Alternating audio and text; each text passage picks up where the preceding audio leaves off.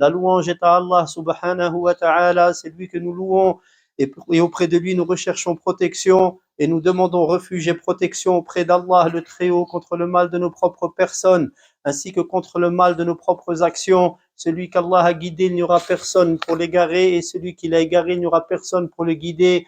J'atteste qu'il n'y a pas de divinité digne d'être adorée en toute exclusivité et vérité à l'exception d'Allah le Très-Haut. Et j'atteste que Muhammad sallallahu alayhi wa sallam est son serviteur et messager.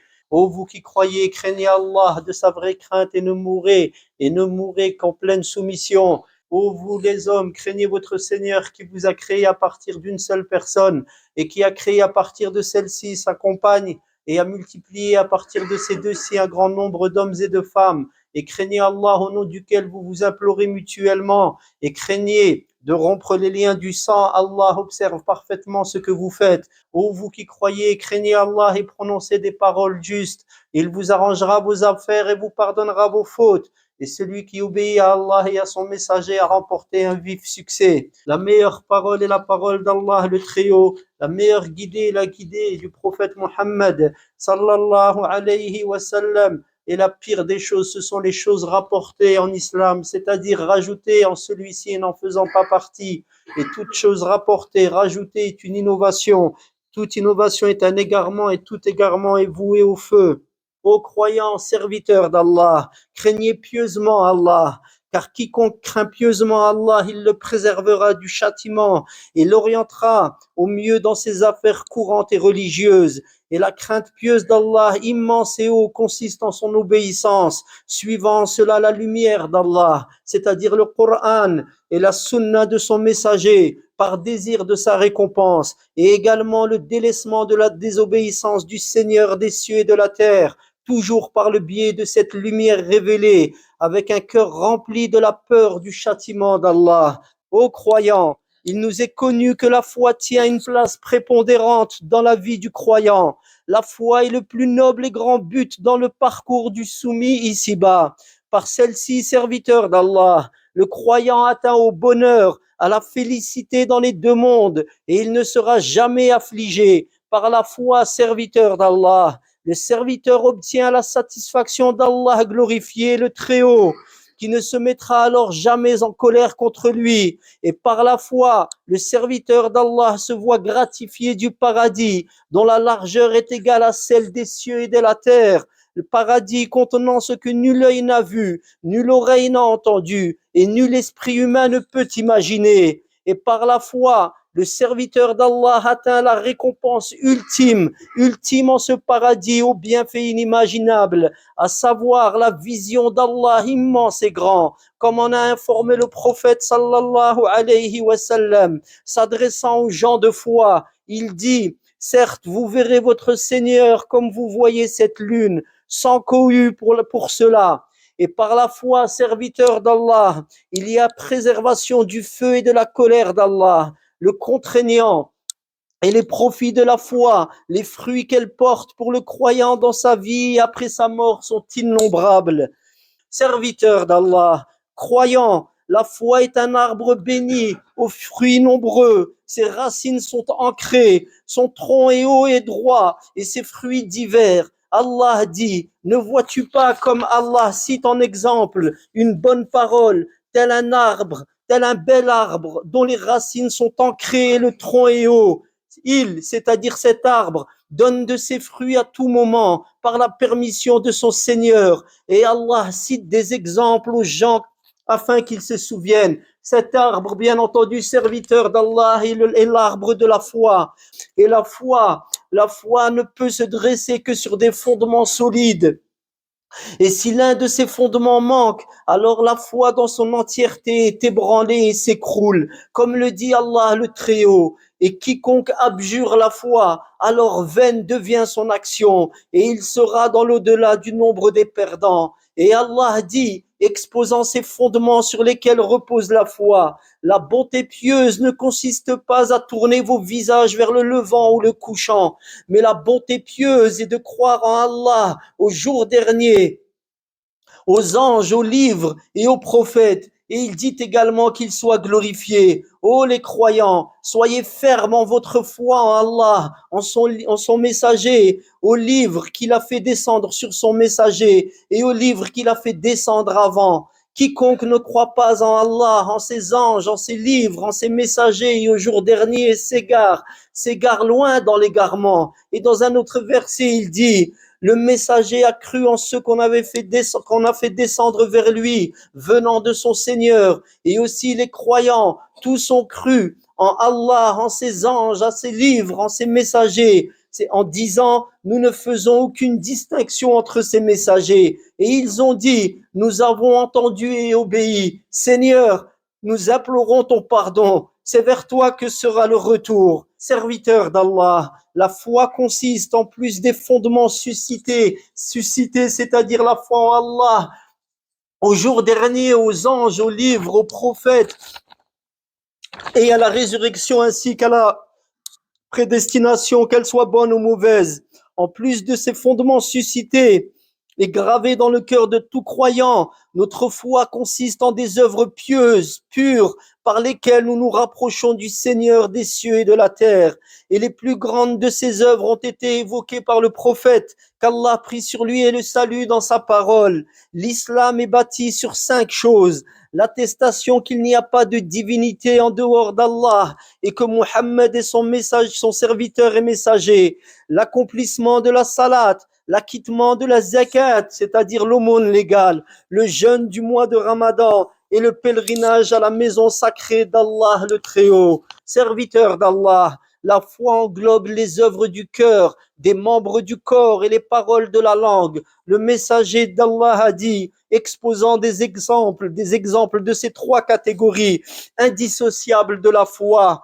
La foi, il dit donc, la foi a 70 et quelques branches. La plus haute de celle-ci est l'attestation qu'il n'y a pas de divinité en dehors d'Allah, c'est-à-dire ici la parole. La plus basse, c'est-à-dire de ces branches, la plus basse consiste à débarrasser la voix de ceux qui l'encombrent. Ici, un acte par les membres. Et la pudeur est une branche de la foi, c'est-à-dire un acte du cœur ici. Il a donc cité les trois actes du corps, de la langue et du cœur, qui sont les branches de la foi. On comprend donc ici que la foi est constituée non seulement d'actes du cœur, mais d'actes du corps et de paroles par la langue, et non comme certains le présentent ou le pensent, d'actes du cœur seulement en disant la foi est dans le cœur, Allah sait ce que j'ai dans le cœur. Cela est une tromperie de shaitan. La foi du croyant est ce que nous avons cité, des actes du cœur, des actes par la langue et des actes par les membres.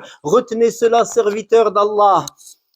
Et parmi les grands actes de foi, serviteurs d'Allah, il y a l'amour du noble messager d'Allah, qu'Allah prie sur lui et le salue, un amour sincère, induisant le suivi de sa voie. Il a en effet dit: l'un d'entre vous ne sera réellement croyant que lorsqu'il m'aimera plus que son père, son enfant et l'ensemble des gens. Fait également partie de la foi cet acte du cœur qu'est l'amour mutuel entre les croyants. Le prophète a dit: l'exemple des croyants dans leur amour, leur miséricorde et leur douceur mutuelle est comme celui du corps.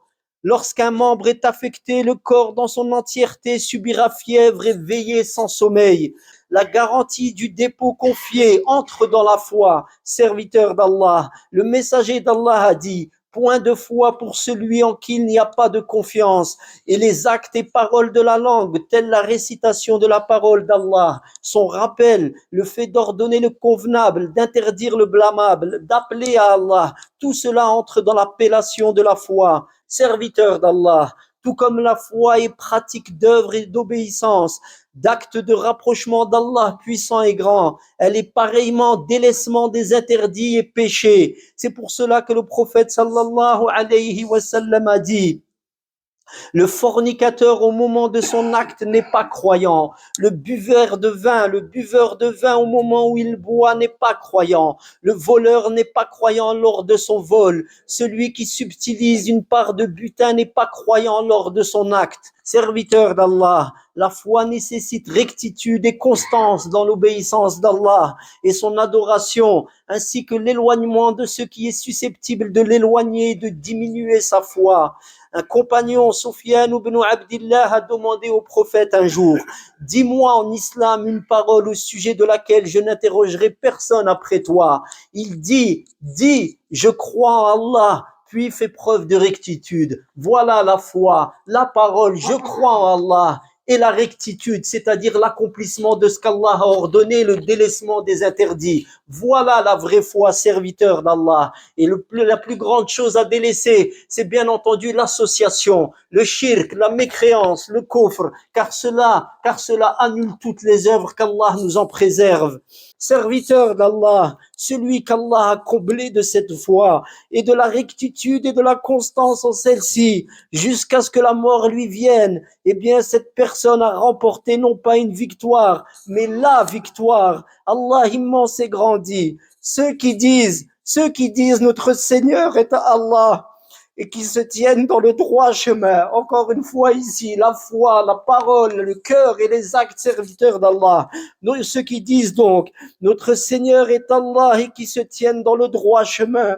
Les anges descendent sur eux. N'ayez pas peur et ne soyez pas affligés, mais ayez la bonne nouvelle du paradis qui vous était promis.